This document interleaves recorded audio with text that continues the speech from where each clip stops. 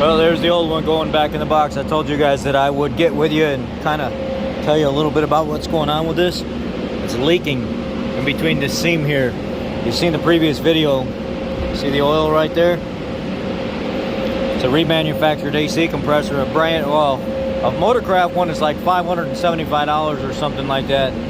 These are, I think, are about 300 bucks. I think they're Napa, remanufactured in Mexico.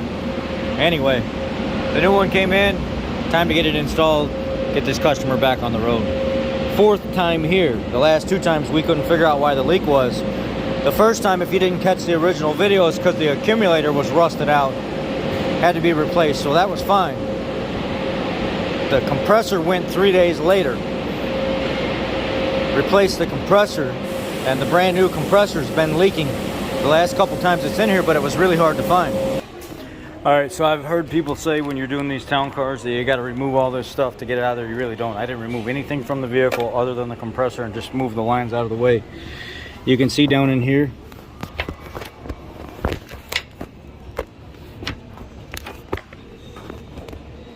There's the AC compressor right there, those two shiny nipples that are wide open.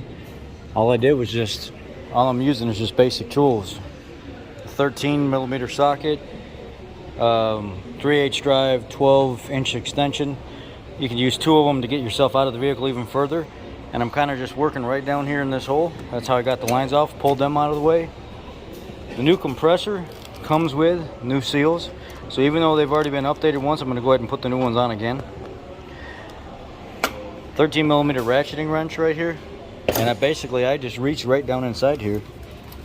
And then right here on top of this wire, I know my battery's going dead. See that bolt stub? I just reached right in here and just ratcheted that top bolt right out while I was here. And then went ahead and stuck my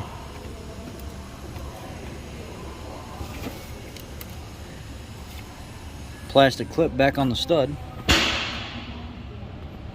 Now what I'm going to do is go ahead and I got the bottom two bolts out underneath. But you're going to have to pull that compressor down and leave those bolts just dangling inside the hole. Don't pull them out all the way. The front one you'll be able to pull out all the way. But you got to twist the compressor a little bit to get it to clear the bolts, to clear the frame and everything. And then when you go to put everything back in, put the bolts in after you get the compressor slid up inside the hole. Put your bolts in the slots. You kind of wiggle it around and get everything started. Let me go ahead and put the seals and everything on and get this all bolted back down, and then we'll start recharging it. Well, I didn't notice one thing when I was putting these in here. They didn't put the stud, or the studs were not in the AC compressor, so I was kind of sleeping on that. I had to go pull the studs out of the old one. I got just the tool for it though. I'll show you guys that here in a second. It's a Titan 90-tooth mini thin. Anyway, before I ran out of memory, I have a little Titan super nice like little ratchet here. Itty bitty mini ratchet.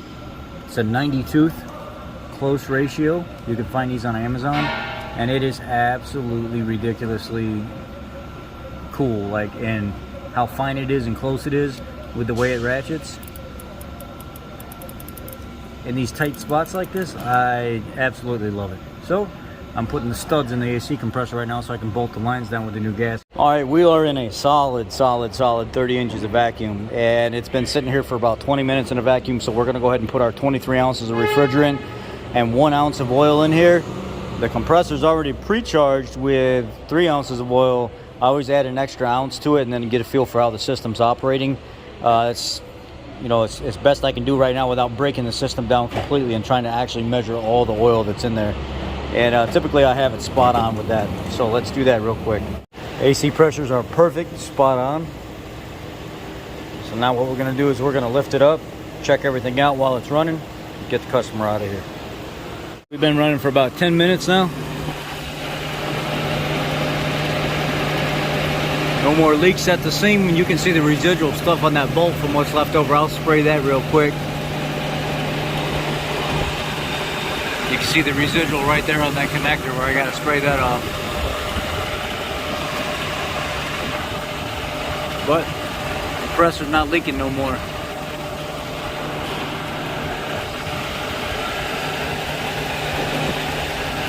seals look good. They're not leaking.